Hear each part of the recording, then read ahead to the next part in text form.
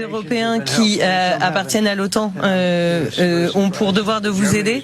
Il y a certains pays qui nous ont apporté leur aide, d'autres non, et ce n'est pas une surprise. L'Allemagne, par exemple, a été très amicale avec nous. Le secrétaire général de l'OTAN est fantastique. Mark Rutte, c'est quelqu'un de génial. Mais des pays européens comme l'Espagne ont été horribles. Et d'ailleurs, j'ai demandé à ce que l'on arrête tout accord et toute relation avec l'Espagne. Et ici, on voit que l'Espagne n'a pas voulu faire la même chose que l'Espagne. L'Espagne ne veut pas que nous utilisions leur base. Nous pourrions le faire. D'ailleurs, nous n'avons pas besoin de leur autorisation si nous le souhaitons. Ils ne sont donc assez inamicaux. L'Espagne n'a rien à nous apporter en dehors de son peuple formidable, mais ses dirigeants ne sont pas à la hauteur. Vous savez qu'à l'OTAN, ils font partie de ceux qui ne souhaitent pas mener les dépenses à 5%. Ils étaient à 2%. Donc nous allons arrêter les relations commerciales avec l'Espagne. Nous ne voulons plus rien avoir à voir avec l'Espagne. Et je ne suis pas ravi du Royaume-Uni non plus, d'ailleurs. Et vous voyez que ce qu'il s'est passé récemment a fait que nous avions besoin de bases pour atterrir, et cela a pris 3 ou 4 jours pour que les décisions soient prises. Ça n'est clairement pas Winston Churchill que nous avons. Donc cette espèce de vieille merde de Donald Trump qui tacle l'Espagne, moi je dis bravo à l'Espagne, bravo, un pays dans lequel j'ai vécu pendant 6 ans, un pays dans lequel j'ai très bien vécu, un pays que j'ai adoré, avec des politiques qui eux ont des vraies valeurs, comme le peuple espagnol au passage, qui est un peuple beaucoup plus intéressant que certains peuples que j'ai connus pendant de très longues années. Eux au moins ne sont pas jaloux toute l'année, ne jalousent pas la réussite et ne sont pas des vieux envieux. Bref, c'est pas le sujet, excusez-moi, je divague. Donc Donald Trump menace l'Espagne de couper tous les financements, etc. Ce que t'as pas compris, Donald, c'est que tout le monde s'en fout de ta gueule. Dans l'Union européenne, personne peut te blairer. Aujourd'hui, il y a que l'Espagne qui a les couilles pour le faire parce qu'eux, ils ont des couilles de taureau. Nous, on est des grenouilles, donc du coup, c'est beaucoup moins efficace, tu vois. Bravo à l'Espagne. Franchement, je leur donne tout mon respect. L'Espagne qui ne veut pas en fait qu'il y ait des guerres partout sans droit international, ils ont complètement raison. C'est-à-dire qu'arrive un moment, il y a un droit qui a été créé pour justement éviter tout débordement comme le fait Donald Trump aujourd'hui. Car en plus, ce débordement de Donald Trump n'ira nulle part parce qu'on ne gagne pas une guerre avec des missiles, on gagne une guerre avec des armées de terre et les Américains ne pourront pas ramener leur armée de terre là-bas. C'est pour ça qu'ils sont en train de pousser les habitants iraniens à reprendre le contrôle de leur pays. Ce qui n'arrivera pas non plus. Ne crois pas, espèce de vieux sénile, que tu es soutenu par tout l'Occident, parce que c'est pas le cas. Debemos aprender de la historia.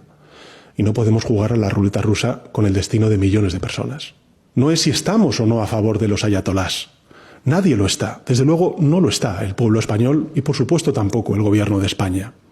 La pregunta, en cambio, es si estamos o no del lado de la legalidad internacional y, por tanto, de la paz. Lo que sí sabemos es que de ella no va a salir un orden internacional más justo.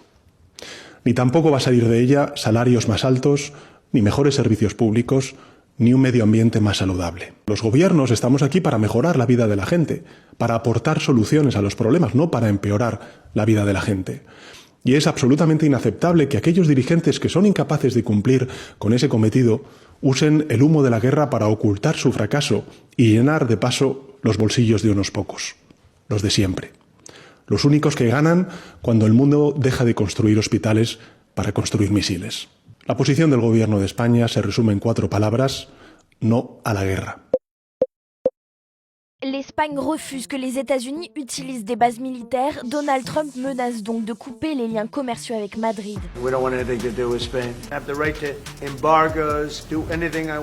Donald Trump voulait utiliser les bases américaines en Andalousie pour ses opérations contre l'Iran, mais il a essuyé le refus catégorique de l'Espagne. Le veto a provoqué sa colère. Résultat, il a immédiatement menacé Madrid. Actually said that we can't use their bases, and that's all right. We could use their base if we want. We could just fly in and use it.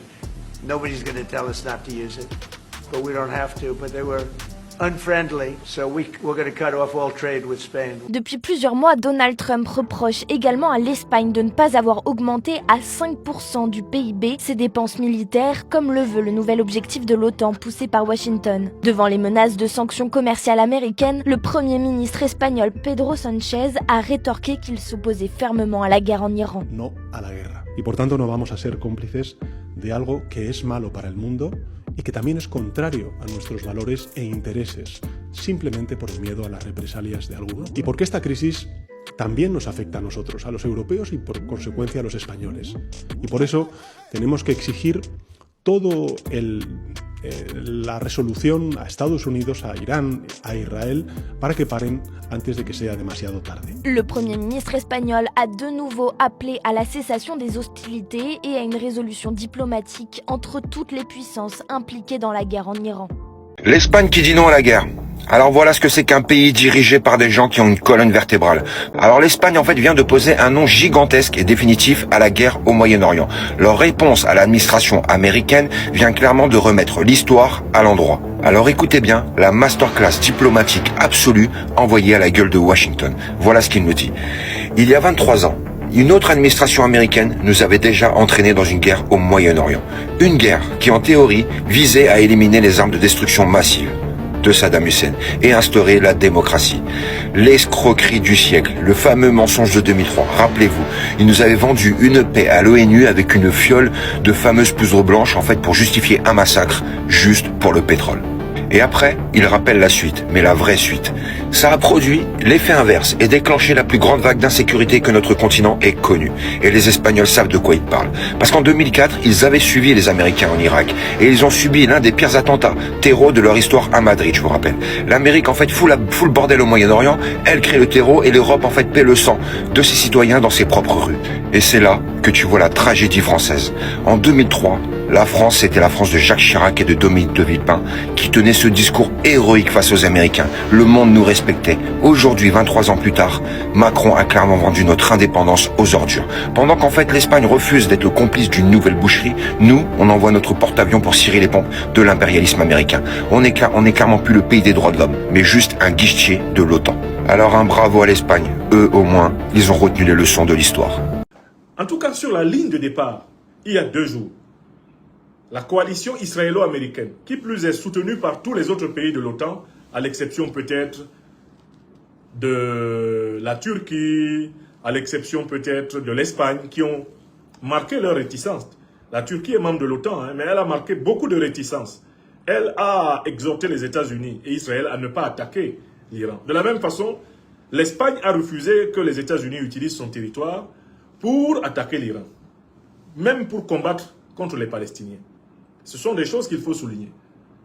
Le Premier ministre espagnol et le président turc Recep Tayyip Erdogan, qui sont pourtant à la tête de pays membres de l'OTAN, ont refusé que leur territoire serve de manière explicite de point de départ pour attaquer les Palestiniens ou pour attaquer les Iraniens. Mais qu'est-ce que je veux dire? Sur la ligne de départ, tout le monde était presque sûr que en une journée, voire en 2, pas plus, les États-Unis allaient écraser l'Iran. Qui plus est avec le soutien d'Israël, Israël dont l'armée est présentée comme invincible, selon une certaine propagande qui date de la période de la guerre du Yom Kippour en 1973 contre plusieurs pays arabes, a priori, le match était plié. Les États-Unis et Israël étaient dans la position du Real et l'Iran était dans la position de Football Club de chez moi à Badalabougou. Ok, d'accord. Très bien. Sauf que quand le match a commencé, on s'est rendu compte que, en fait, la coalition américano-israélienne, et c'est une coalition qui est un géant au pied d'argile, c'est un véritable Goliath. Elle a beau être musclée, elle a beau être géante, elle a beau être puissante et même paraître très puissante, elle est très faible. Et quels sont ses points faibles, cette coalition? Là, cette guerre entre l'Iran et le couple israélo-américain nous permet de bien voir les failles de la puissance occidentale en général et américaine en particulier. Quelles sont les failles? Première faille, on découvre que les Américains ont un retard en technologie militaire. Ça, Froulaï. On découvre que les Iraniens, par exemple dans le domaine des missiles balistiques, que les Iraniens ont une technologie plus développée que la technologie israélienne, que la technologie américaine. Par exemple, les Iraniens ont des missiles qui, une fois qu'ils arrivent dans la zone où ils doivent frapper, multiplient leur tête, de telle façon que les batteries antimissiles ont l'embarras du choix. Le missile part, il est il voyage sur 1000 km.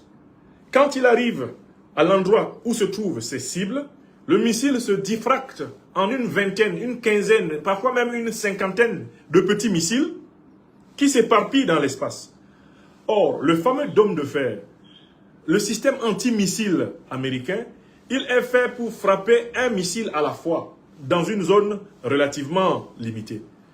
Donc, ce système se retrouve débordé, pris au dépourvu, parce que quand les missiles iraniens arrivent, on croit qu'il y en a un, mais au moment où il arrive vers sa cible présumée, il se démultiplie en une vingtaine, une trentaine, une cinquantaine de missiles. Il s'éparpille dans plusieurs directions et la défense antimissile est obligée de choisir seulement un ou deux de ces nombreux missiles qui pleuvent. Tous les autres passent. Donc, lorsque par exemple, un missile iranien arrive et qu'il se démultiplie en 20, en 30, en 40 petits missiles, la barrière antimissile américaine ou israélienne parvient seulement à éliminer 2 ou 3 de ces missiles. Il y en a 37 qui passent, il y en a 47 qui passent, il y en a 17 qui passent. Ce qui produit des dévastations énormes. Des dévastations énormes. Comparées à celles que les Iraniens subissent de la part des Israéliens et des Américains. Premier point, le retard technologique américain, le retard technologique israélien, cela remet complètement en cause l'illusion dans laquelle on était, que l'Amérique était encore vraiment la toute première puissance militaire et technologique du monde. Ce n'est plus véritablement le cas. Deuxième élément qu'on découvre, avec la faiblesse de la coalition américaine, ce qu'on découvre, c'est que la supériorité aérienne américaine, qui est supposée être écrasante, une supériorité aérienne et une supériorité maritime, grâce notamment aux porte-avions qui sont en croisière, accompagnés de navires protecteurs. Cette supériorité aérienne et maritime, américaine, elle est limitée par la vulnérabilité. La vulnérabilité des pilotes et la vulnérabilité des navires de guerre américains. J'ai écouté tellement de reportages sur l'affaire que j'ai fini par, à mon avis, découvrir le point faible de toute l'armada américaine. Le point faible de toute l'armada américaine, c'est qu'elle est dépendante de systèmes de radar. Elle est dépendante de systèmes de radar qui permettent non seulement d'identifier correctement l'ennemi pour le frapper, mais qui permettent aussi, tout naturellement, de se protéger des attaques de l'ennemi.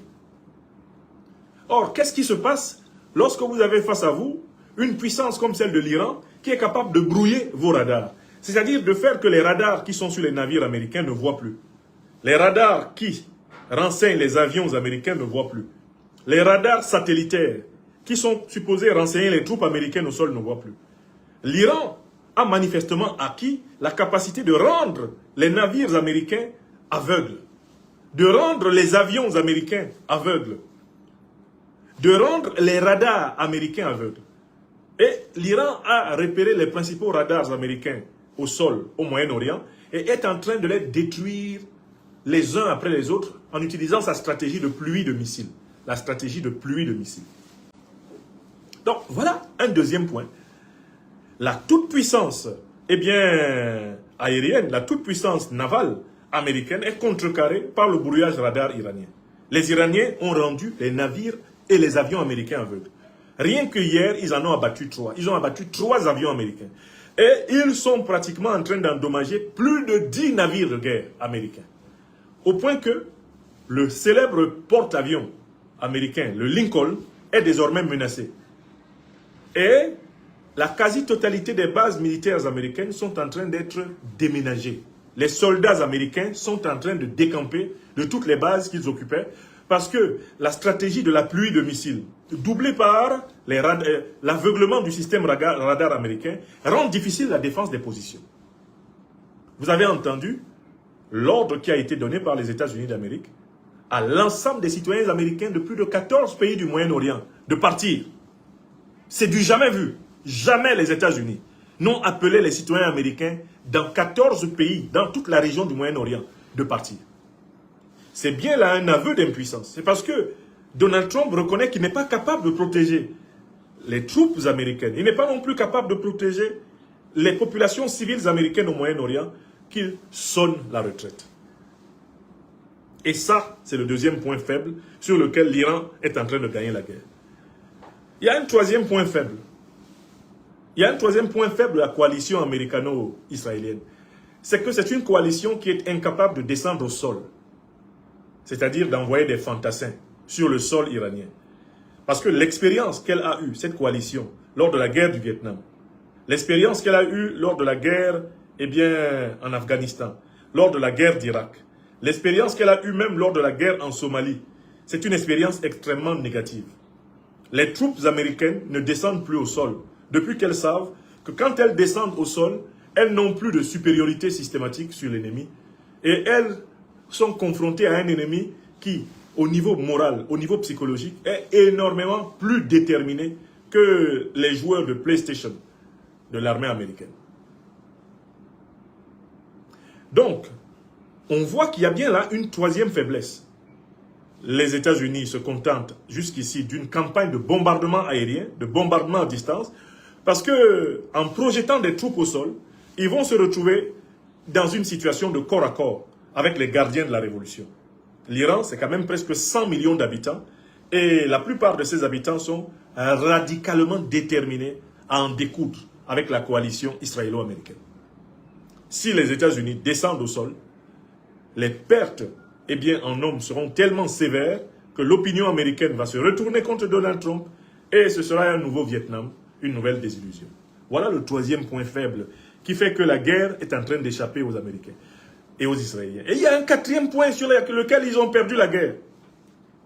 Ils ont perdu la guerre sur le terrain médiatique. Observez bien ce qui se passe.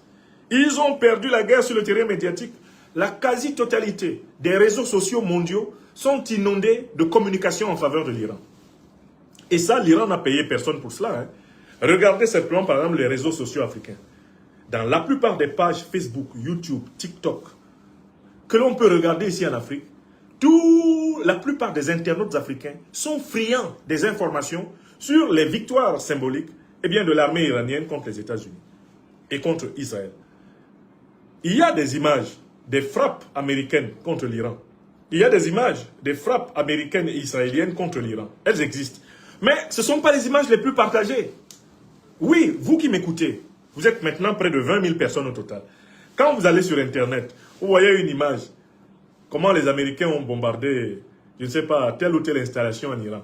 Puis vous voyez une autre image, comment les Iraniens viennent de bombarder telle ou telle installation en Israël, ou viennent de détruire un camp militaire américain. Quel est votre réflexe? Est-ce de diffuser l'information qui montre l'Iran en position de faiblesse, ou de diffuser l'information qui montre les États-Unis et Israël en position de faiblesse? Le réflexe mondialement le plus répandu, c'est de mettre en valeur les images de la faiblesse américaine et israélienne. Pourquoi? Parce que le monde en a marre de ces criminels. Le monde a marre des crimes impérialistes américains et israéliens. Ils ont passé toutes les limites. Ils ont franchi toutes les lignes rouges. Plus personne ne peut honnêtement supporter ces gens. Donc, tout ce qui leur arrive sur le théâtre d'opération, en termes de défaite, la moindre égratignure qu'ils subissent réjouit la planète tout entière.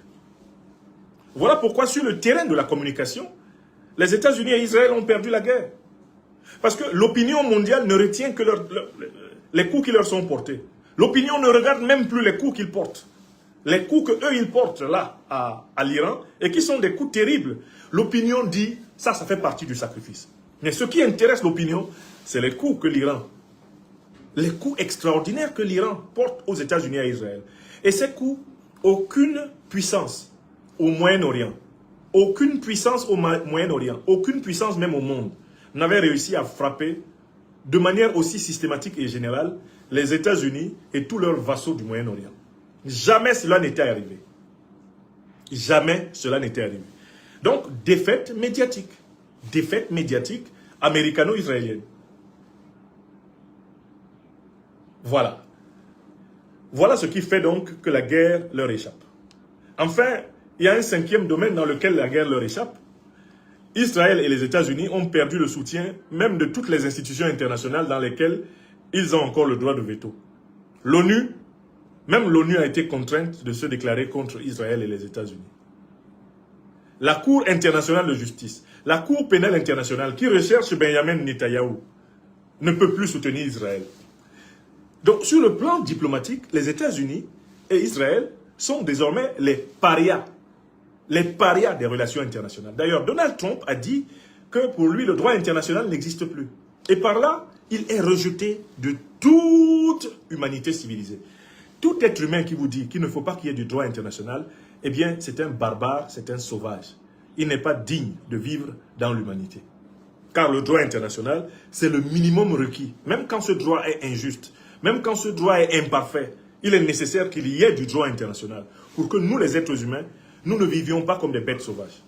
Sans le moindre droit international, l'espèce humaine retourne complètement dans ce que Thomas Hobbes a appelé l'état de nature. Où homo homini lupus, l'homme est un loup pour l'homme. Donc, les États-Unis et Israël sont devenus les parias des relations internationales. L'ancien Premier ministre français Dominique de Villepin soulignait que les États-Unis et Israël vont regretter d'avoir piétiné, d'avoir bousillé et bafoué le droit international. Car désormais, le monde entier considérera qu'on peut leur porter tous les coups, que tous les coups sont permis contre eux.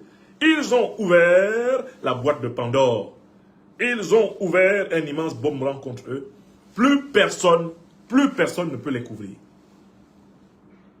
Vous voyez même la peine dans laquelle se trouvent les alliés européens traditionnels des États-Unis. Bien souvent, quand les États-Unis agressent un pays innocent, les puissances occidentales, en général, les Européens se rangent mécaniquement derrière les États-Unis. Mais là, c'est un soutien mou. C'est un soutien mou. Parce que comment soutenir Trump, qui, il y a à peine un mois, voulait arracher le Groenland? Les Européens se souviennent que ce type-là s'est levé un matin, il a dit qu'il veut prendre le Groenland. C'est le même type qui est en train d'attaquer l'Iran. Comment peuvent-ils espérer, les Américains et les Israéliens, avoir un soutien véritable des Occidentaux, alors même qu'ils ont menacé les Occidentaux de les exproprier de leur territoire, alors même que l'Occident est en réalité une colonie militaire américaine. L'Occident est militairement occupé par l'armée américaine. Vous pensez que tout cela va sans ressentiment? Vous pensez que les Allemands qui naissent, qui grandissent, qui vivent là, ils sont contents de voir leur pays toujours sous occupation militaire américaine, 70 ans après la Deuxième Guerre mondiale? Vous pensez que ça les amuse? Ça ne les amuse pas du tout. Il y a un ressentiment anti-américain. Il y a un ressentiment anti-otanien très important dans le monde occidental. Et vous avez vu comment l'Occident a été instrumentalisé. Il a été sacrifié dans le projet de déstabilisation de la Russie à travers l'Ukraine. Vous avez vu comment les pays occidentaux ont sacrifié leurs économies pour le voyou, le bandit, l'escroc, le petit néo-nazi de Zelensky. Vous avez bien vu. Donc l'Europe a tellement été humiliée par les États-Unis. Elle a été tellement piétinée par les États-Unis, sans oublier toutes les moqueries personnelles que Trump a infligées aux principaux dirigeants européens, à commencer par, eh bien, le très incompétent Macron. Donc il n'y a même pas cette solidarité diplomatique mécanique, ce grégarisme traditionnel des Européens derrière les Américains, ils ne l'ont plus. Enfin, je viens à la 6e raison pour laquelle la guerre leur échappe. L'opinion américaine est majoritairement contre la guerre. L'opinion américaine est majoritairement contre la guerre et l'opinion israélienne est majoritairement contre la guerre. Dans leurs propres opinions politiques, américaines et israéliennes, Donald Trump et Bibi Netanyahou sont minoritaires. Voilà pourquoi leur défaite au Moyen-Orient va se retourner en un règlement de compte en politique intérieure contre eux. Donald Trump va être destitué, il va perdre les élections des midterms qui arrivent, il va être destitué, il va être arrêté et conduit en prison aux États-Unis. C'est ce qui va arriver incontestablement au grand criminel génocidaire Benjamin Netanyahou, recherché par la Cour pénale internationale. Dès qu'il va perdre le pouvoir en Israël, il va être, s'il est vivant, arrêté, menotté, mené en prison et peut-être même traîné à la CPI. Parce que dès lors que son allié principal va s'effondrer aux États-Unis, lui, il va s'effondrer en Israël. Et il y a plusieurs Israéliens qui ont le macabo de Netanyahou, alias Satanyahou, qui attendent seulement que la défaite militaire d'Israël face à l'Iran soit confirmée pour lui régler son compte. Benjamin Netanyahou, chacun peut se poser cette question. Pourquoi il ne communique pas avec le président Trump s'il n'est pas mort, s'il n'est pas gravement blessé? Soit il est mort, soit il est gravement blessé. Et ça, c'était un mensonge. Si ce n'est pas le cas, pourquoi il ne communique pas avec Trump? Pourquoi il n'appelle pas Trump? Trump a le temps de parler avec Poutine. Il a le temps de parler avec, comment on appelle ça, les leaders les monarques du Golfe, mais pas avec son partenaire de crime. Vous avez vu ça où? Depuis quand vous avez vu ça? Il parle avec tout le monde, mais il ne parle pas à Benjamin Netanyahou. Et s'il n'est pas mort ou il n'est pas gravement blessé, pourquoi il fait cette apparition et puis après on ne voit plus rien? Pourquoi il ne va pas rendre visite aux personnes blessées dans les hôpitaux? Pourquoi? Pourquoi et pourquoi? Pourquoi et pourquoi il ne va pas voir les soldats israéliens blessés dans les hôpitaux militaires? Le chef suprême des armées va rendre visite à ces soldats quand ils sont blessés dans une guerre qu'il a lui-même ordonnée. Mais il ne va pas. Chacun peut réfléchir à ce niveau. Chacun peut se poser légitimement toutes ces questions. Pourquoi il ne va pas rendre visite aux malades dans les hôpitaux?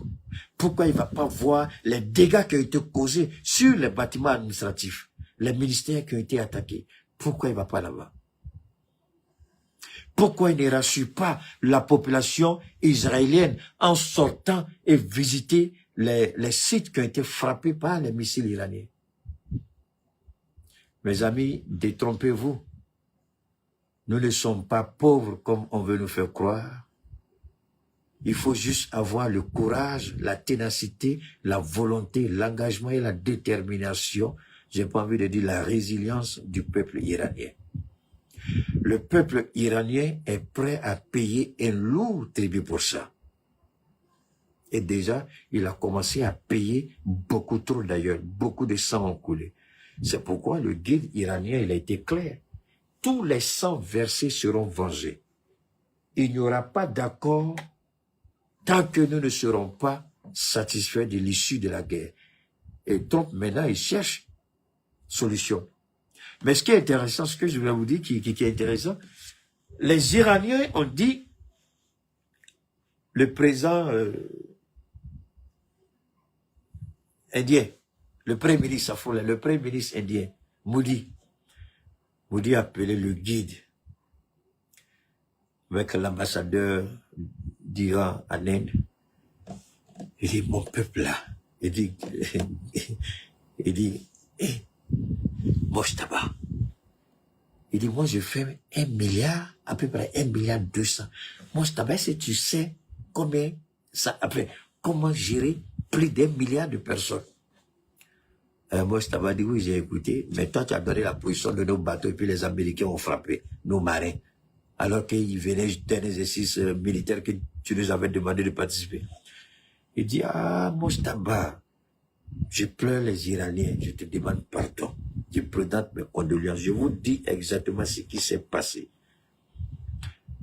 Il dit, je te demande pardon. Si tu ne me laisses pas passer mes bateaux, je suis mort. Ce sera la guerre civile. Mojtaba parle avec le président et le ministre des Affaires étrangères, avec le ministre de l'économie et des finances, le ministre du transport, avec les gardiens de la révolution. Donc, hier, ils ont permis, je crois, c'était deux tankers, les bateaux, on dirait des villes, c'était chargé de pétrole brut indien. Donc, ils ont donné l'ordre que ces 2 bateaux-là passent.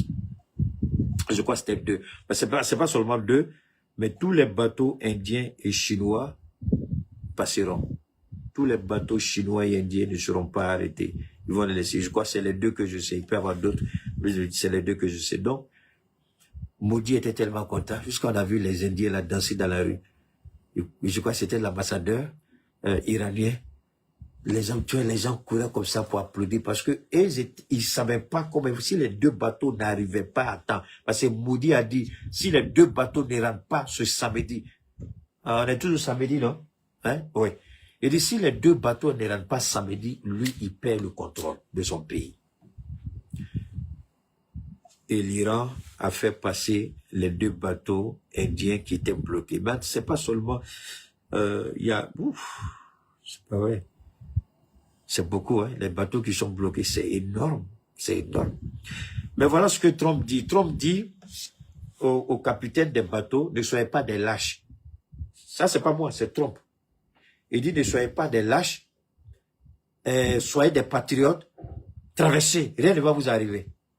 Hey.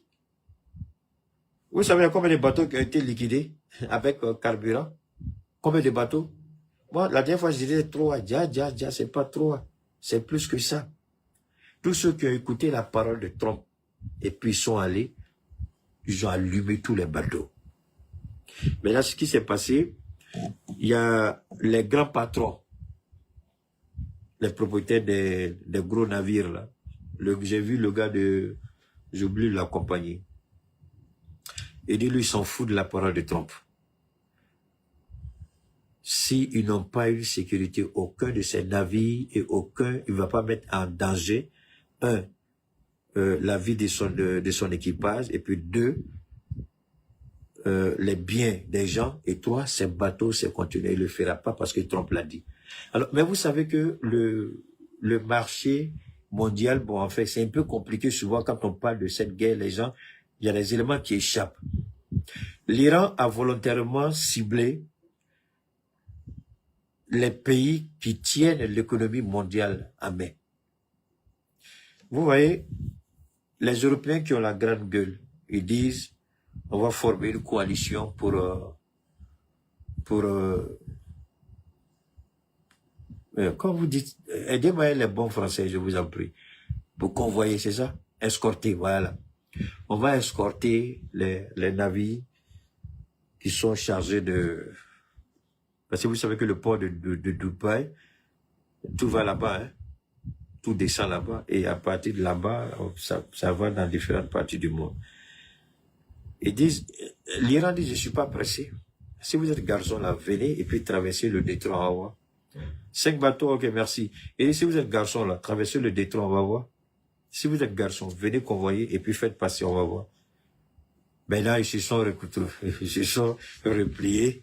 Ils disent, ah, c'est trop. Ben, en fait, Israël, je dis Israël, l'Iran a fait exprès. Vous savez, cette guerre, ne la voyez pas seulement comme la guerre d'Israël avec l'Iran, ou les États-Unis avec l'Iran.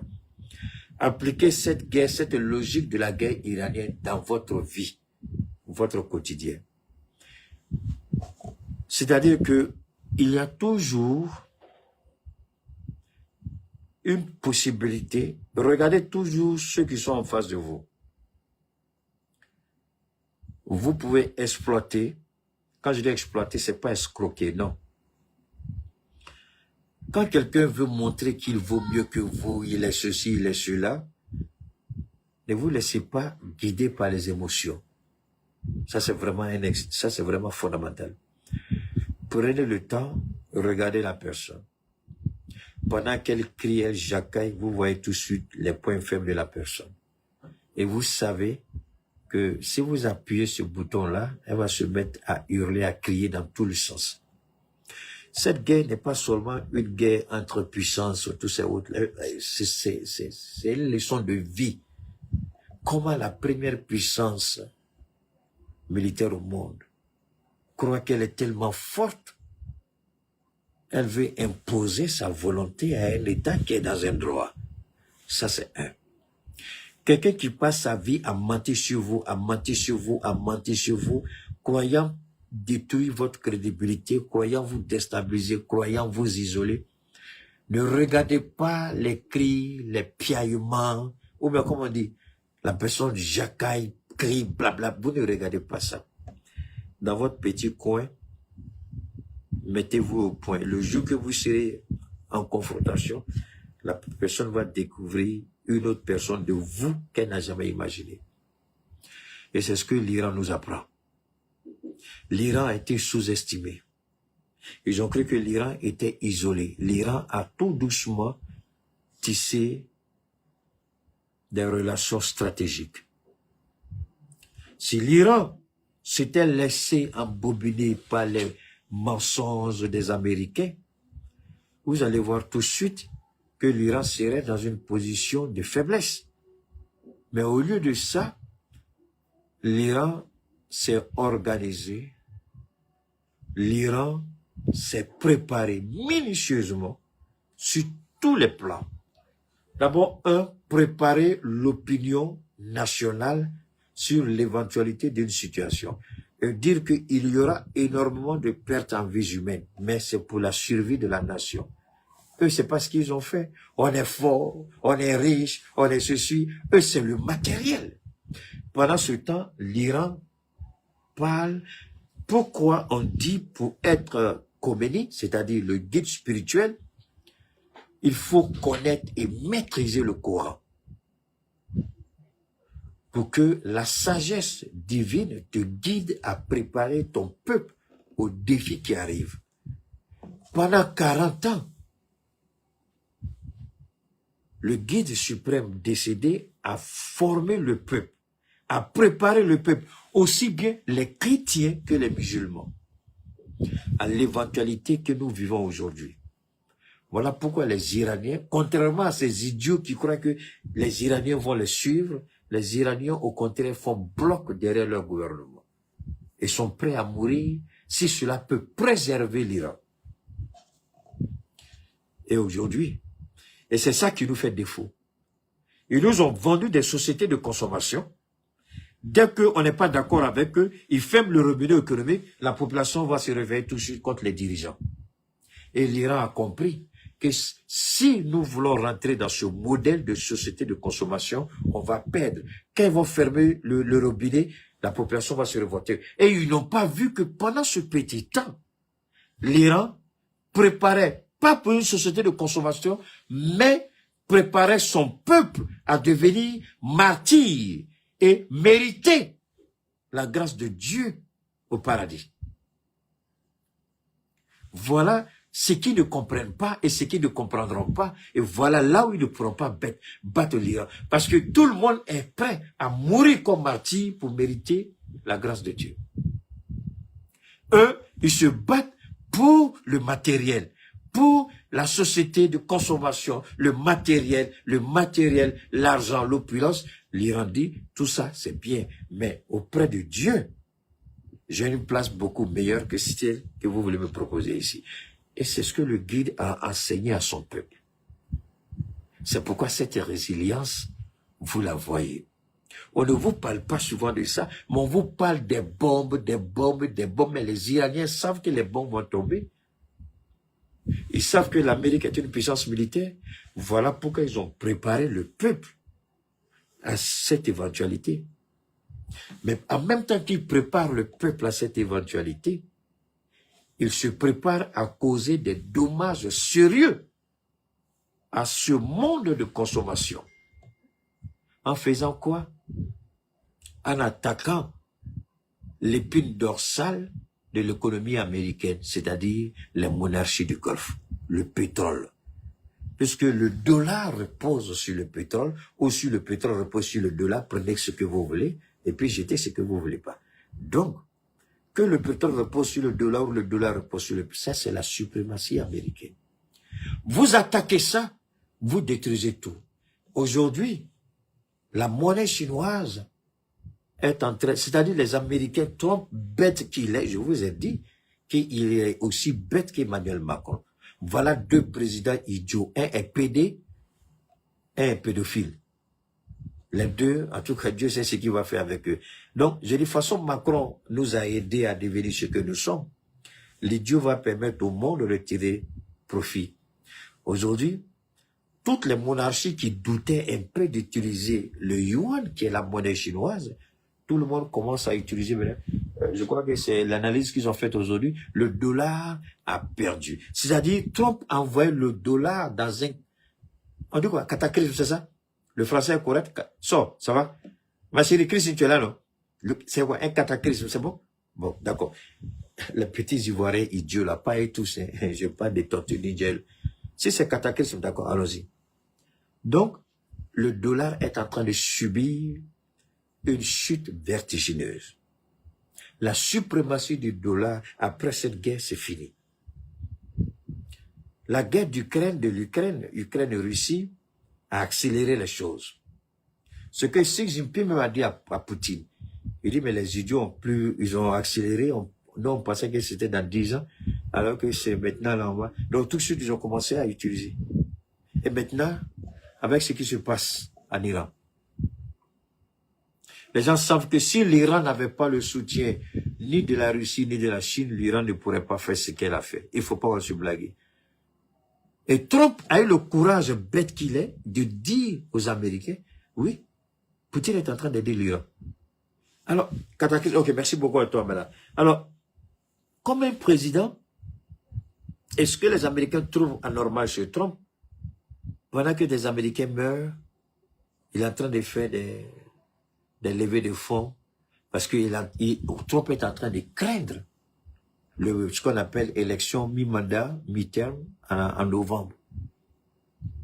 Il veut maintenir la majorité au Sénat et au Congrès.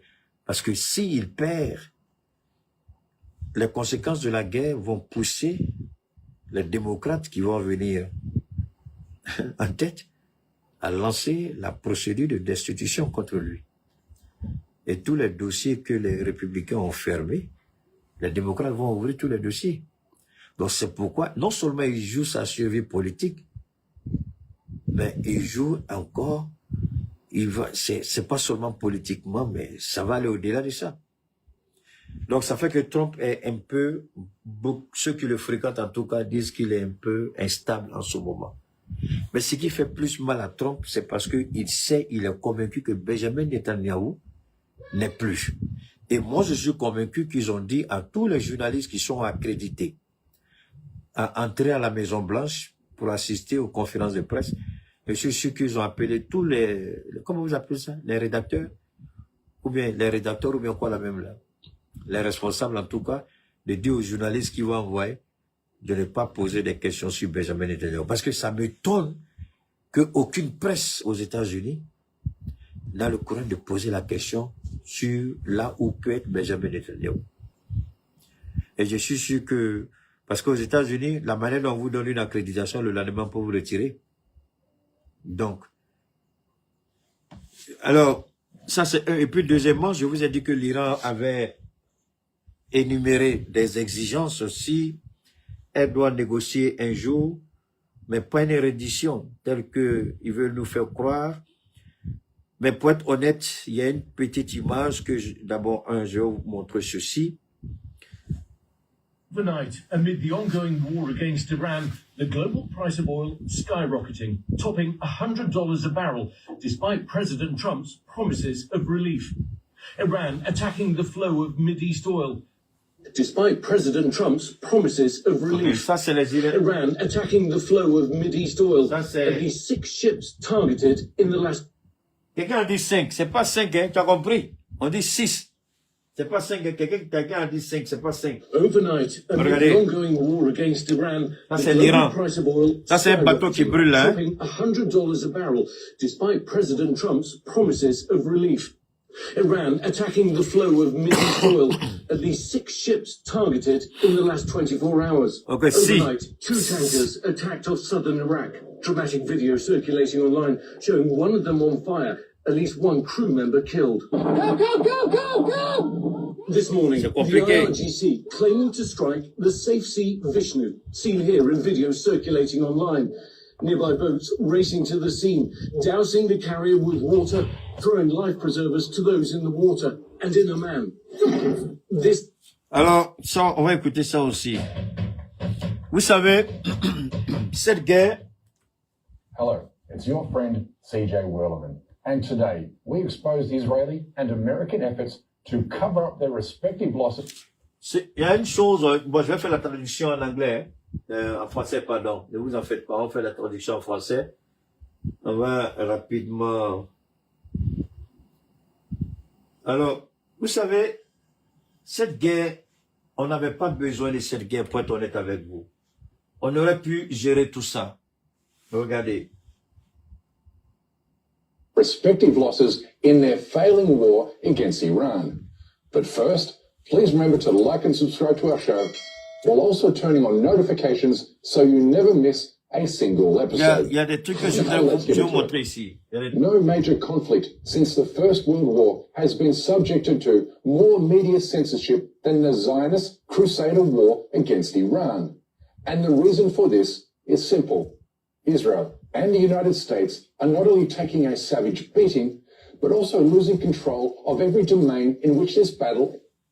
Vous savez, contrairement à ce qu'on peut vous faire croire, beaucoup de gens ne sont pas pour cette guerre en Iran. Il y a un élément intéressant que je voudrais, avec l'aide de Dieu, partager avec vous.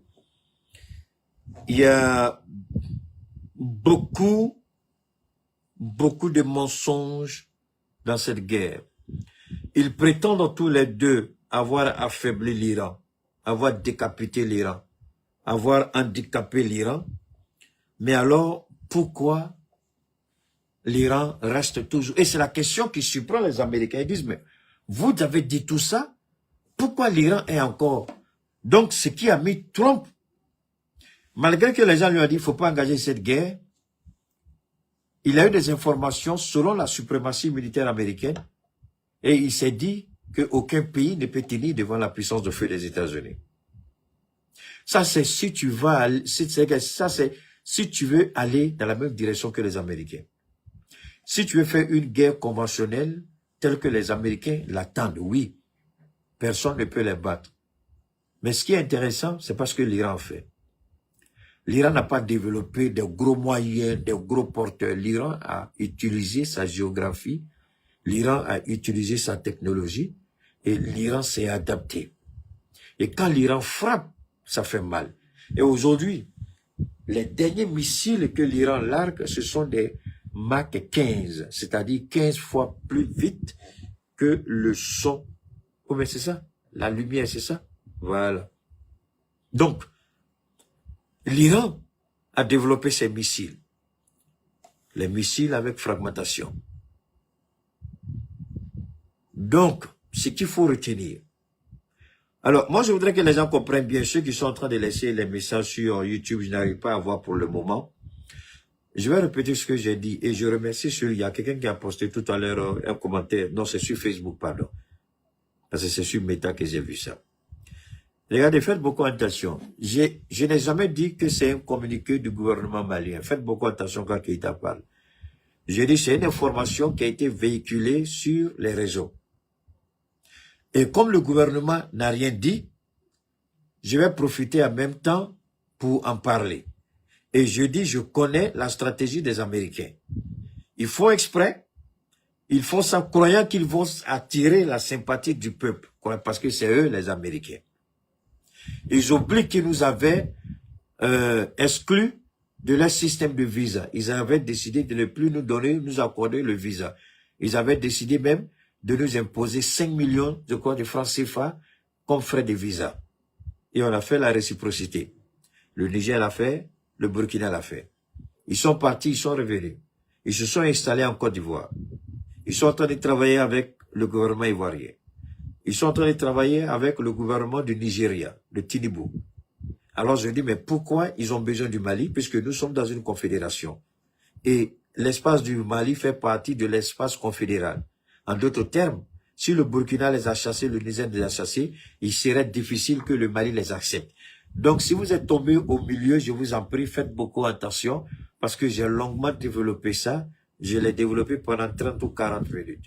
J'ai dit, avant de nous dire qu'il veut venir espionner à partir de chez nous pour voir les mouvements des groupes terroristes, qu'il demande à la France de ne plus financer le terrorisme. Parce que nos différents gouvernements ont toujours dit que le terrorisme est financé par des États. Et la France a toujours été pointée du doigt. J'ai dit que les Américains commencent d'abord à parler à la France pour que la France arrête de financer le terrorisme dans le Sahel. J'ai dit encore que le gouvernement américain négocie avec Zelensky pour dire au FBU, le renseignement le SBU, qui est le renseignement ukrainien, qu'ils arrêtent de former les terroristes au maniement des drones et de les envoyer dans le Sahel. J'ai dit donc, les Américains savent, s'ils peuvent régler avec Zelensky et la France, il n'y a plus de terroristes dans le Sahel. C'est ce que j'ai dit.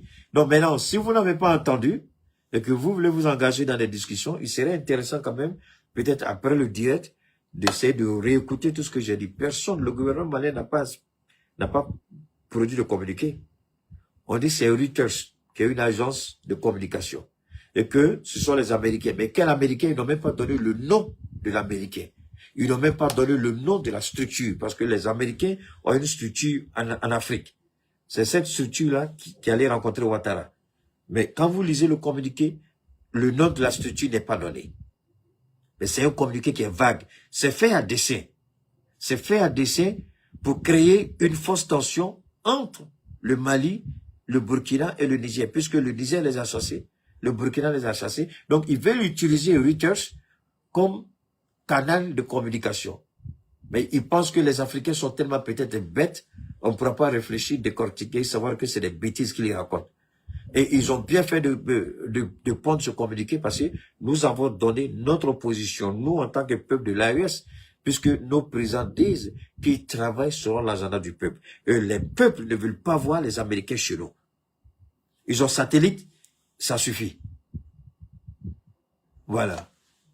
Donc, si les satellites ne peuvent pas les aider, s'ils veulent venir ici, et puis ils vont venir avec leurs appareils, les bases de données ne sont pas stockées chez nous.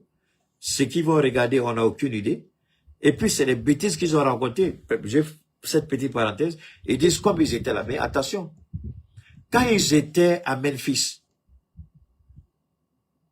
j'ai dit Memphis, c'est pas Memphis, à Nephis, je crois. Quand ils étaient à Nephis, mais c'est pas l'armée régulière américaine qui était là-bas. Ils avaient recruté une armée privée qui était là-bas. Le nom, je crois que les soldats maliens sont tombés sur des téléphones, comment on appelle ça, satellitaires, hein, avec des informations. Ils ont fui pour laisser. Ils étaient à Nephis, ils n'étaient pas là-bas de façon régulière. Ils étaient au Niger, et du Niger, ils venaient espionner dans le nord du Mali. Donc, Assimi n'a jamais donné d'autorisation à l'armée américaine d'être présent chez nous ici. Ils sont en Côte d'Ivoire, on le sait, Tilibou les a invités, ils sont en train de déployer une base au Nigeria, on est au courant. Mais nous, c'est l'espace confédéral. L'espace du Mali, c'est l'espace du Burkina, c'est l'espace du Niger. Donc, si le Niger les a chassés, le Burkina les a chassés, pourquoi le Mali va les recevoir? Voilà. Donc, c'est ce que nous avons dit. Mais on n'a jamais dit que c'est un communiqué du gouvernement malien. J'ai dit seulement que les Américains ne viennent jamais comme ça. Quand ils viennent, ils ont toujours une entrée. J'ai donné l'exemple de Maduro, comment elle a été trahie dans son entourage. J'ai donné l'exemple aussi du guide suprême iranien, comment il a été trahi dans son entourage. Les Américains viennent toujours avec de grosses enveloppes pour essayer, ils font le lobbying, corrompre quelqu'un pour qu'ils aient un accès. Je dis, je ne sais pas si c'est le cas, mais je dis au président Assimi Goïta de faire beaucoup attention, les Américains ne sont pas nos alliés. Parce qu'ils sont alliés à l'Ukraine et l'Ukraine a tué des soldats maliens. On ne peut pas oublier ça. S'ils sont aussi forts que ça, ils n'ont qu'à dire à la France d'arrêter de subventionner, renseigner, équiper et financer les terroristes dans le nord du Mali. La France le fait, l'Ukraine le fait, les Américains le savent. Ils n'ont pas besoin de notre permission pour faire ça. Ils n'ont qu'à les parler à la France, ils n'ont qu'à les parler à l'Ukraine. Le jour qu'ils vont avoir des résultats, peut-être on va commencer à réfléchir. C'est ce que j'ai dit, ça c'est ma position. Voilà. Bon, maintenant on ne dit pas que c'est un communiqué du gouvernement malien, donc faisons beaucoup attention. Voilà. Peu importe, quel que soit l'origine de Reuters, ça c'est pas un problème. C'est Reuters qui a été utilisé. Mais seulement, je dis que c'était lamentable parce que quand vous êtes un as de la communication comme moi, doué en communication politique, quand vous lisez tout de suite, il y a quelque chose qui cloche. Ce n'est pas correct. Voilà. Parce que quand vous faites une communication sur la stratégie militaire, attention, il y a des éléments qui ne peuvent pas ne pas être présents. Il y a des éléments qui obligatoirement doivent être là. Quand ces éléments ne sont pas dedans, c'est que c'est du faux. Alors comme c'est du faux, j'en ai profité en même temps pour dire au président, si jamais un jour ils veulent venir, voilà ce que nous on dit. On ne sait pas ce que vous allez décider. Donc il faut que ce soit bien clair quand on parle. Alors donc, maintenant, les Américains sont en train de négocier et Trump, malgré la grande gueule qu'il a fait, il n'a pas les moyens de sa politique. Et Trump a peur. Il a peur parce qu'il est face à une réalité, une dure réalité qu'il a du mal à accepter. Et Trump est quelqu'un qui n'aime pas perdre. C'est quelque chose que j'ai appris depuis les États-Unis en le regardant de près. Il n'aime pas perdre. Il aime avoir toujours l'avantage. Il veut toujours être au centre. Mais aujourd'hui, la réalité est telle que les Américains sont en train de payer un prix beaucoup plus élevé.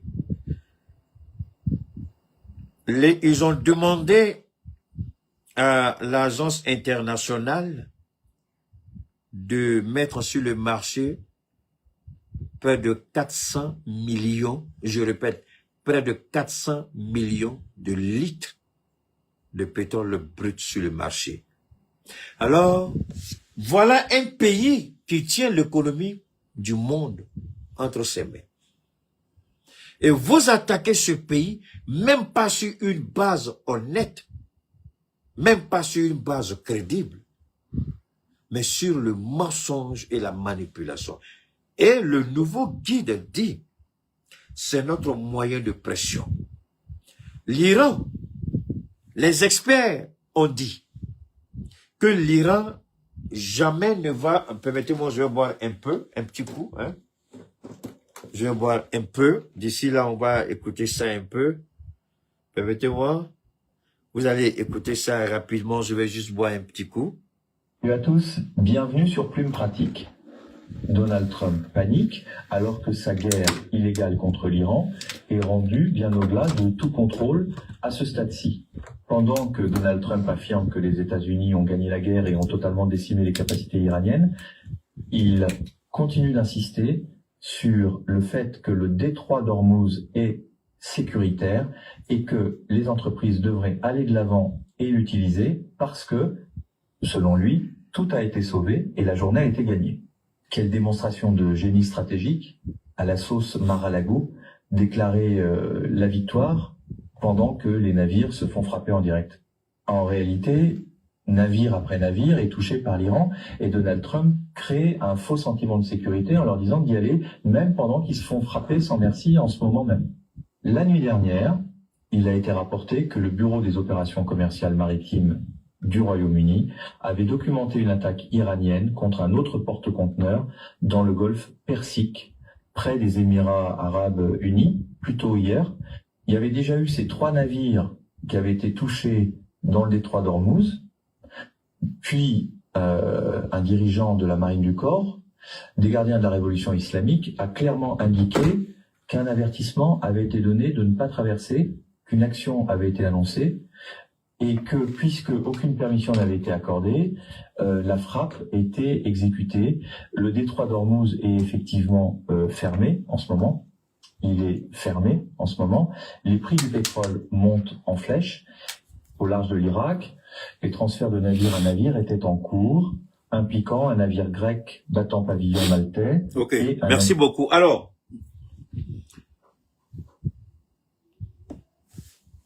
ici,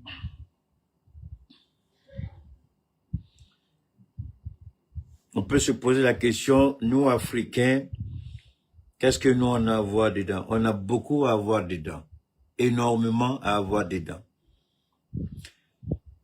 Aussi, quand vous regardez ce que se passe de leur côté, ils ont mis en place un système qui répond à leurs besoins. Et nous sommes intégrés dans ce système, nous sommes engloutis dans ce système, Nous sommes enveloppés dans ce système et nous ne sommes même pas en mesure, nous-mêmes, de dire, mais attendez, pourquoi, quand c'est chaud chez eux, nous là, on se cherche ici? La guerre de l'Iran, je vous ai dit, vous savez, Dieu ne descend jamais pour dire à quelqu'un, réveille-toi. Mais Dieu crée les opportunités, les situations pour que chaque personne regarde, anticipe, réfléchit, puis dit, non, moi je peux faire autrement, pourquoi c'est ça? Et c'est à cela que j'ai dit la dernière fois que je regrette que la Côte d'Ivoire soit restée à ce stade-là avec celui qui a la plus grande gueule au monde, en bannissant un faux diplôme qu'il a acheté, un papier qui ne vaut absolument rien, parce que s'il était aussi bon que ça, vous allez voir, attendez, je vais voir quelque chose, donne-moi une seconde, j'ai quelque chose qui m'intéresse.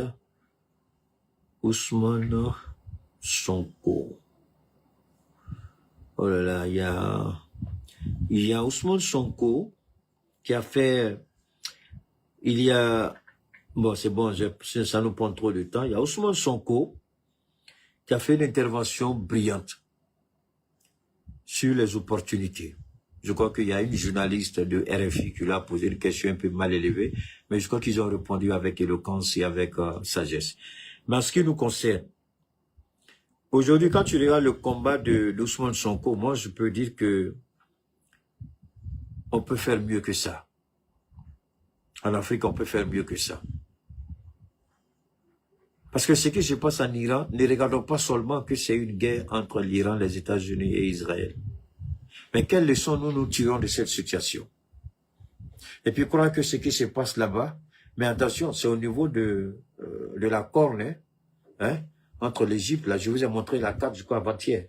D'accord? Quand vous regardez, là, un peu, hein, l'Afrique, je crois, Australie, quelque part là-bas, là, vous regardez, Yémen, tout ça, on est un peu, Éthiopie, hein, Égypte, Éthiopie, Yémen, tout ça, donc, on n'est pas à chose, mais alors, nous, on est de l'autre côté. Ça se passe de l'autre côté de l'Afrique, mais nous, on est de l'autre côté, le côté, comme on appelle, occidental, Afrique de l'Ouest, pardon. Hein? Mais qu'est-ce qu'on peut faire? Ou qu'est-ce qu'on doit faire? C'est là où il faut respecter le génie du président Ibrahim Traoré. C'est là qu'il faut respecter, parce que si nous ne comprenons pas que nous pouvons tout produire, si nous ne comprenons pas que... Parce que quand vous réfléchissez avec les... Ouh là là. Bon, je vais dire quand même. Je ne voulais pas utiliser l'expression, mais je vais le faire quand même. Alors, quand vous réfléchissez, vous raisonnez avec la mentalité du petit blanc, parce que vous avez appris ça sur les bancs à l'école, et vous n'êtes pas en mesure de dire, bon, ben d'accord, ça j'ai appris. Mais qu'est-ce que je peux faire mieux? Comment je peux modifier? Comment je peux... Parce que le problème de l'Afrique, c'est à ce niveau. Le Japon a dépassé ça. Les Coréens ont dépassé ça. Les Chinois ont dépassé ça. Dites-moi aujourd'hui, quel peuple, quel continent, il n'y a pas eu ce qu'on appelle l'interaction culturelle? Montrez-moi un seul continent au monde, ça n'existe pas. Il y a eu l'interaction culturelle partout dans le monde. Nous sommes les seuls à n'avoir pas tiré leçon de cette interaction culturelle. Et on a laissé les idiots nous dire que notre culture c'est la barbarie, c'est la sauvagerie, et nous apporte la civilisation. Je m'en fous que ce soit ça. Et puis quoi? Parce que j'ai porté ça, je dois être comme le blanc? Non. Je le porte parce que j'aime bien. J'ai acheté des bassins. Un seul de mes bassins peut me donner peut-être 3 ou 4 ça. Oui, je le dis, Dieu seul est témoin. Et les gens, ils sont vivants. Vous allez prendre un basin à 300 000. Je vous en prie.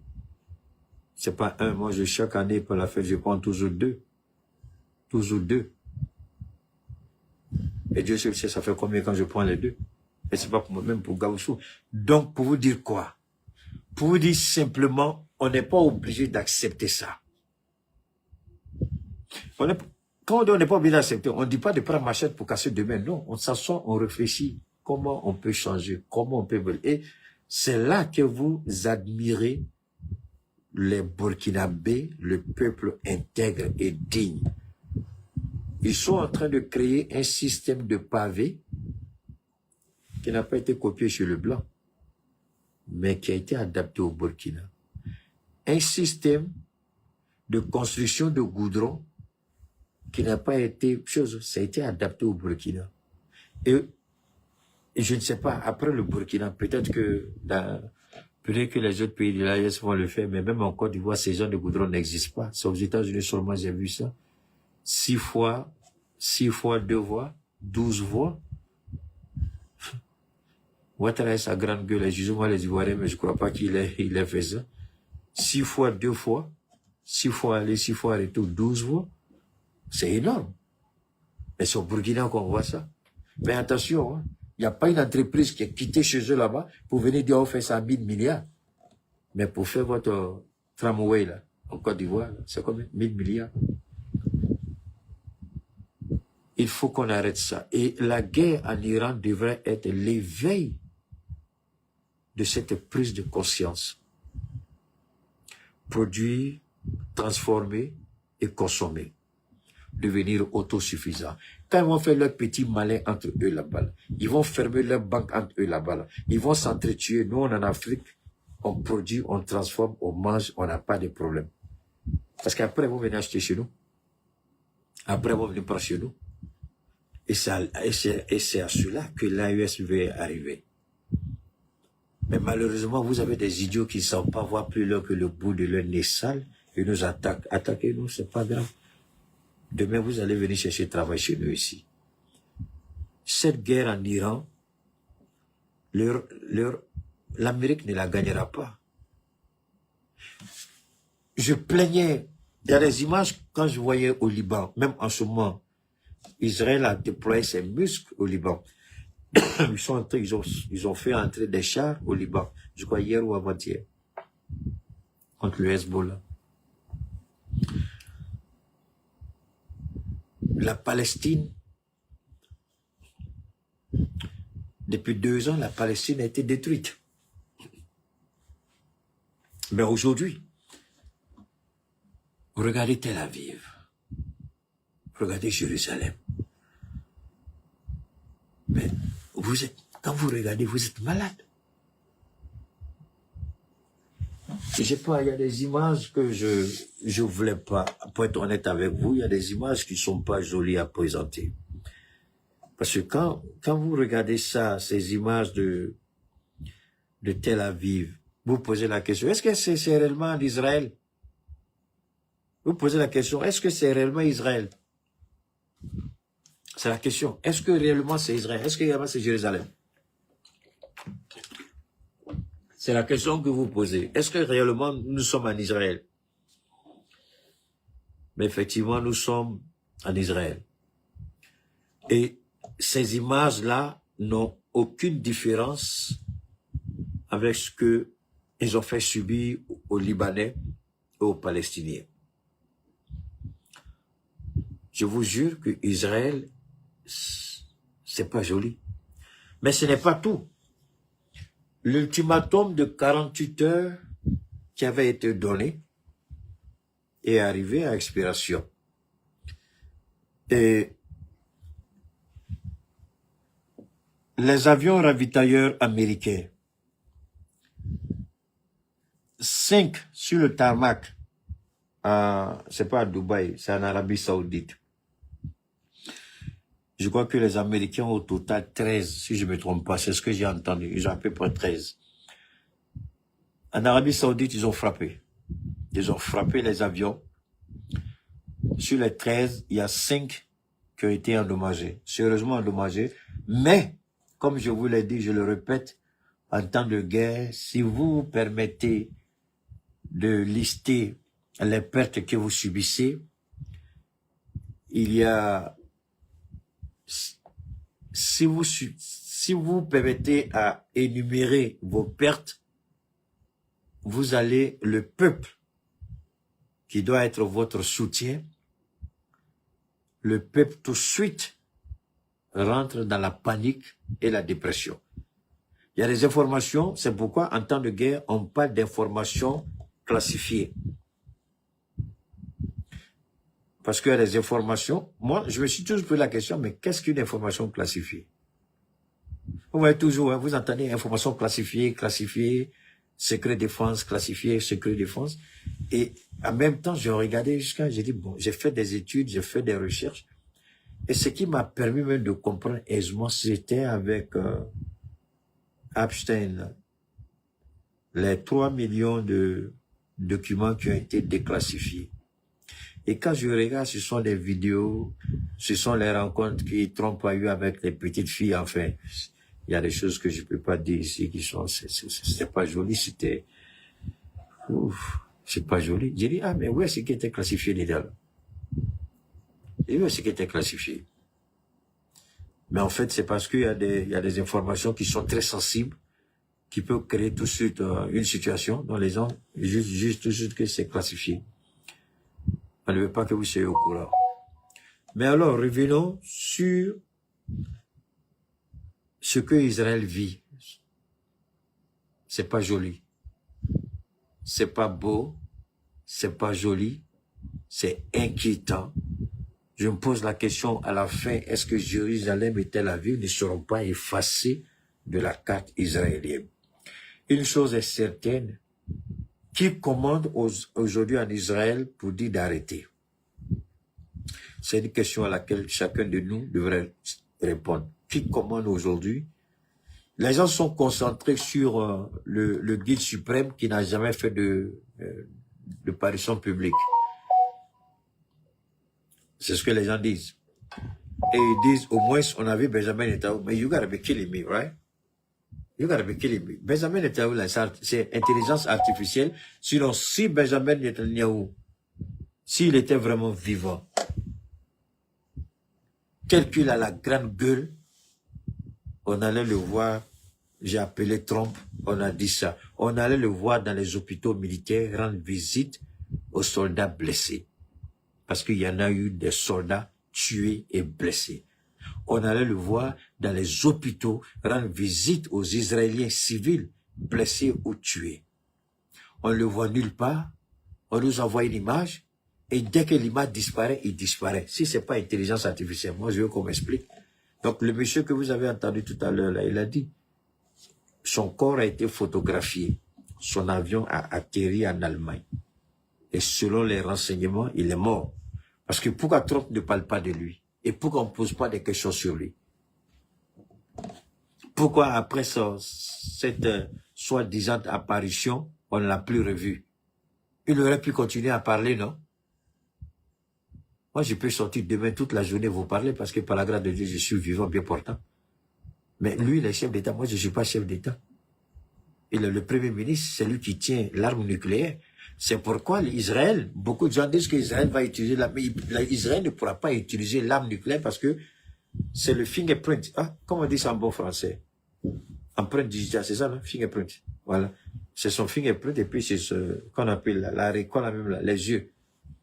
Il y a des étapes de sécurité. Donc, il a tout ça, il a le code, il y a l'empreinte digitale, il y a ce qu'on appelle la reconnaissance faciale, il y a tout ça autre. Pour qu'on puisse lancer ça. Mais est-ce que qui peut lancer ça? Celui qui va lancer va rendre compte. Donc la seule personne qui était capable de lancer une frappe atomique ou nucléaire, c'était Benjamin Netanyahu. S'il est déjà mort, enfin, nous prions qu'il soit mort, et je prie qu'il soit mort. Subhanallah, pourquoi? Parce que c'est un démon, c'est un diable, c'est un assassin, c'est un criminel. S'il est mort, les anges seront en train de danser là-bas. Parce qu'il y a quelqu'un comme lui qui est mort. Le monde n'a pas besoin des gens comme Benjamin Netanyahu. Le monde n'a pas besoin des gens comme Donald Trump. Ce sont des criminels qui doivent être tous envoyés, pas au repos éternel, en enfer, pour toujours. Mais l'Iran a éveillé la conscience de tous les pays qui pensent qu'ils sont faibles. Personne n'est faible. On décide d'être faible et on assume. On ne se plaint pas après. J'aime prendre les exemples simples que tout le monde comprend. Quand tu vois passer la go, elle est dans sa grosse voiture, bien jolie.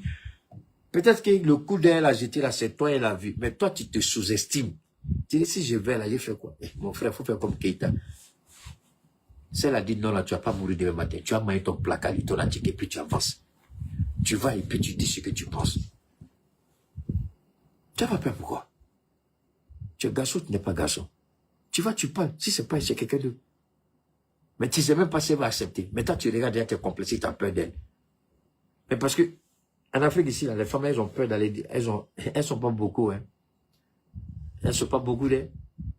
Elles sont pas beaucoup. Sinon, il y en a qui vont vous dire ce qu'elles pensent de vous. Mais maintenant, toi, tu as peur d'aller lui dire ce que tu penses. Mais tu es lâche.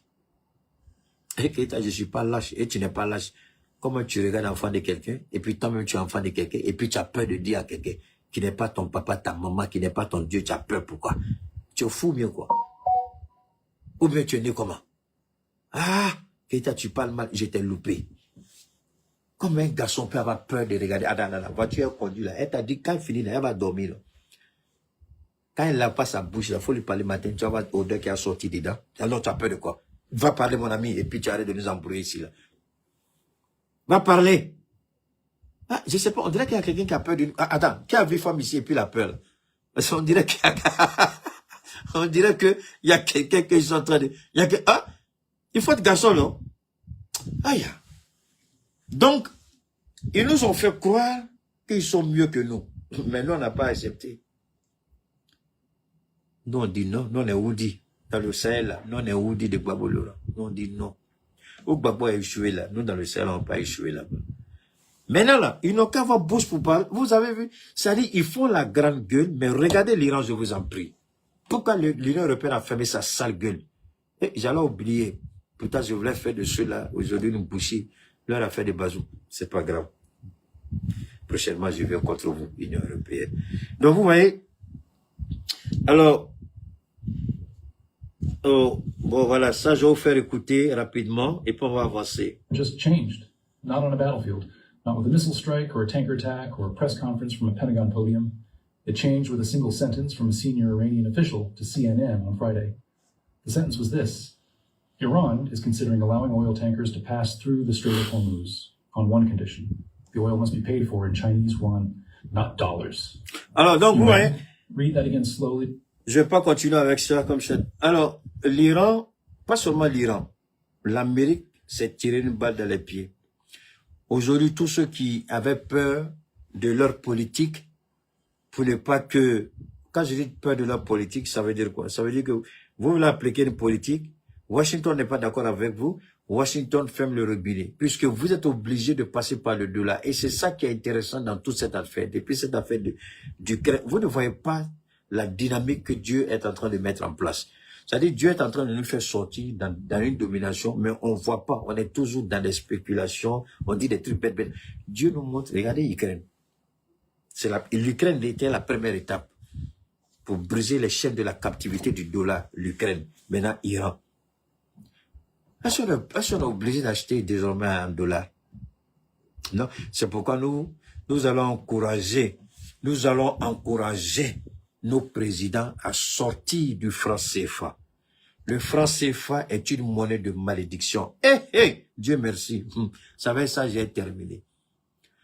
Avant-hier, vous pouvez le voir, j'avais eu un petit truc là, aux États-Unis, et ça c'était bien avant que je commence mes produits là. Je suis allé, les Américains, le gars, le dentiste, il était balèze, gros gaillard comme ça. Il pensait que je suis poulet des blancs.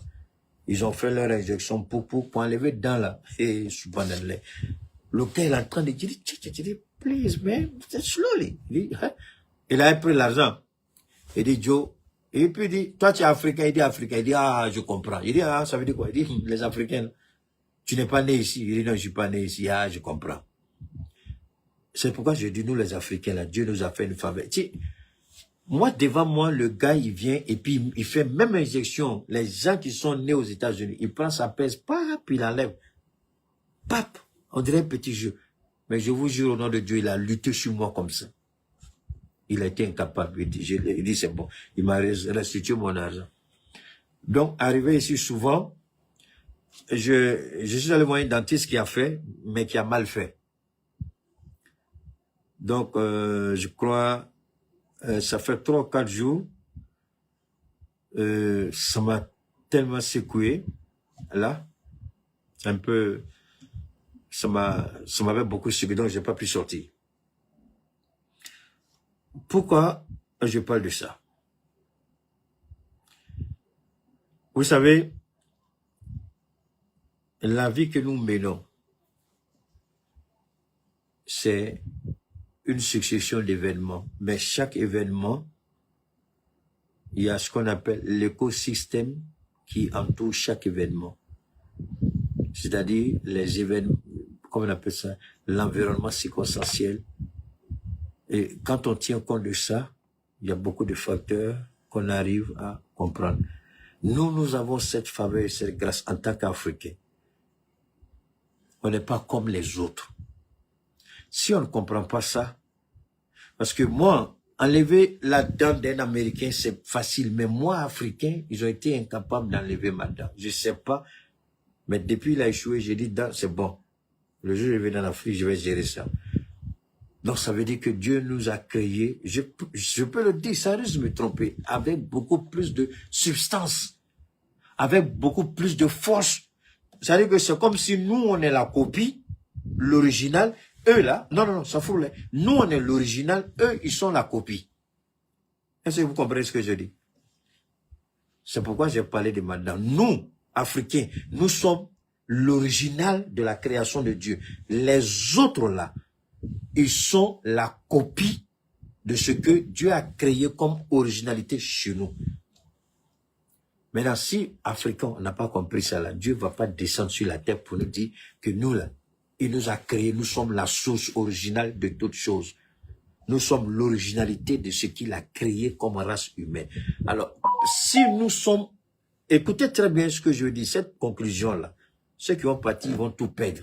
Parce que c'est ça, moi, j'adore mon Dieu. C'est à la fin qu'il donne les bonnes choses. Nous qui sommes l'originalité de la création de Dieu, les autres sont venus nous dire que nous sommes des abrutis. Ils vont nous apporter quoi? La civilisation. Ils vont nous apporter quoi? L'éducation. Ils arrivent même à dire que le langage, c'est-à-dire le langage vernaculaire, le son que vous entendez, qui sort quand j'ouvre la bouche, je la ferme avec les manipulations de la langue, ils sont arrivés à dire même que ce qui sort de notre bouche n'est pas joli à entendre, que c'est sauvage. Ils sont même arrivés à dire que si on ne porte pas ça là, on n'est pas comme eux. Il n'y a pas d'un cadet, petit blanc saleté de merde que tu es. Je te connais, j'ai été chez toi, j'ai vu comment tu es sale, comment ta bouche sent. Et puis nos sœurs là, elles disent, blanc même, tu dis, blanc aime ta bouche, il faut nous parler de sa bouche qui sent. Blanc, hein? Le petit nègre peut-être même, s'il fume pas tabac, ou bien il fume pas cigarette, ou boit pas de drogue, ou des conneries comme ça. Le petit noir celui-là, sa bouche sent propre. Mais subhanallah, il y a beaucoup de... Si c'est réveil, tu le vois, tu as envie de tomber malade. Nous, on est l'originalité de la création de Dieu. Je le dis à qui veut l'entendre. Rejeter, c'est votre problème. On ne peut pas les... Attention, moi, je ne dis pas qu'on est supérieur à quelqu'un. Hein. J'utilise bien le langage, s'il vous plaît. J'aurais pu parler de supériorité ici. J'ai dit on est l'original. Je ne dis pas qu'on est supérieur, je dis on est l'original. C'est à partir de l'original que les copies sont faites. Attendez. Prends ton truc et puis il faut aller... Merci. Et il faut aller choses... Comment vous dites ça même? Prends une feuille, oublie Keita, prends une feuille et puis va dans la photocopieuse. Hein? Prends ta feuille ou ton livre, mets sur la photocopieuse et puis tu tires. C'est pas copie qui sort. Hein? Même si c'est copie de copie là. Mais toi, tu as la première copie là, c'est que l'original, ça paraît que l'autre copie est sortie. Mais c'est la même chose. C'est la machine photocopieuse là qui... C'est une photocopieuse de là-bas. Nous, on est l'original. C'est nous l'original qu'on a déposé sur la machine. Et puis eux, ils sont... Et puis les idiots... qui me provoque ici avec appel là. Maintenant, écoutez bien, maintenant, la copie dit qu'elle a plus de valeur que l'original. Et Allah, subhanallah. Vous voulez que je réponde à ça? Je ne peux pas. L'origine, la copie me dit qu'elle a plus de valeur que moi. Comment je peux accepter ça?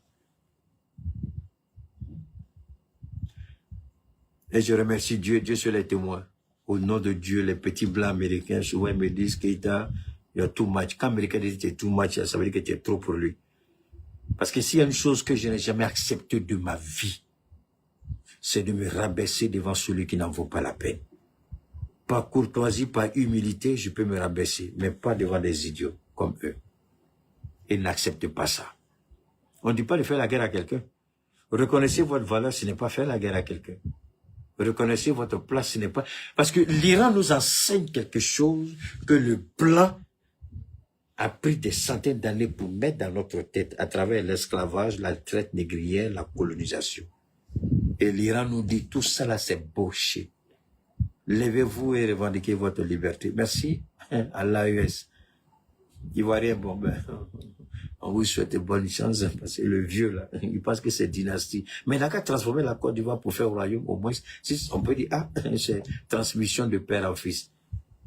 Démocratie, ça existe encore. I don't know, mais... Donc, alors, ça, j'ai fait exprès, j'aurais dû vous présenter ça depuis longtemps, bon, c'est pas grave, je vais juste vous présenter. Ouais. Ça, c'est la belle ivoirienne nouvelle formule. Je vous avais dit, je crois que les gens ont commencé, c'est aujourd'hui que j'ai commencé à donner la belle ivoirienne, c'est deux versions. Version curative et puis version préventive. Et ça, c'est la version curative. Wow. Bon, ça c'est... Il y a un deuxième qui n'est pas ici, que je vais vous montrer prochainement. Ça c'est... Il y a au moins 5 à 6 différents produits dedans. C'est la belle ivoirienne qui est là, qui va désormais servir de point de départ à tous nos produits. Ça, c'est la belle ivoirienne. Maintenant, ça, ce produit-là, je ne le vends pas, mais les gens me posent trop de questions là-dessus. Ça c'est pour aider, à bien manger. Tu ne seras jamais obèse. Tu ne seras jamais gros. Parce que il contrôle tout. Et il te permet surtout de dormir comme un nouveau-né. Et tu te réveilles, les courbatures, je sais pas comment vous appelez, les courbatures, insomnie, et puis il y a une chose, migraine, c'est ça, migraine. Ça, lui se prend uniquement avec du lait, le lait liquide. Voilà. Je ne veux pas le vendre, mais les gens me fatiguent trop avec. Donc finalement, je suis en train de réfléchir comment je vais l'introduire dans la belle ivoirienne nouvelle formule. Évidemment que c'est pas comme ça que je vends. Ça, ce sont des trucs que j'ai achetés pour vous présenter. Il y a les emballages sont totalement différents de ceci. J'ai pas encore fini parce qu'il y a 2 ou 3 autres produits qui vont accompagner la belle ivoirienne. Donc, par la grâce de Dieu, je vais développer ça avec vous. Évidemment, les hommes qui passent la nuit à dormir, et puis madame s'énerve là. Alors, où ça est? Non, ça c'est pour la toux. Ouais, ça c'est pour la toux. Ça, voilà, ça c'est le TTP 40. Voilà, c'est ici. Les hommes, mais ce n'est plus comme ça. J'ai changé un peu parce que les gens sont en train d'imiter même mes emballages. Donc, j'ai changé les emballages. Ce sera plus comme ça. Les derniers gars ont reçu ça. Voilà, j'ai acheté de nouveaux emballages plus jolis que ça. Parce que moi, quand tu fais comme moi, je mets la barre plus haute. Parce que moi, je ne lésine pas sur les moyens pour rendre mes clients satisfaits. Donc ça là, là les hommes, madame, je plains ton sort. Madame, je plains tes nuits. Là, ça c'est un bon nom, non? Madame, je plains tes nuits. Ça, c'est un bon nom. En tout cas, on va développer ça demain, Inch'Allah. Enfin, on est déjà dimanche. Donc, pour moi, c'était un réel plaisir pour moi pour être avec vous. J'ai été honnêtement heureux de partager ce moment. On m'a dit, Keita, je dirais pas le nom de la personne parce que faut plus dire ça là. Ah, oh, d'accord. Alors, mesdames, il n'y a pas de problème. On garde le contact. Et puis, je pense, YouTube, il n'y a pas de son. Oh là là. Donc, peut-être que c'est, oh là là. Merci, il n'y a pas de quoi. À très bientôt, Inch'Allah. Merci infiniment.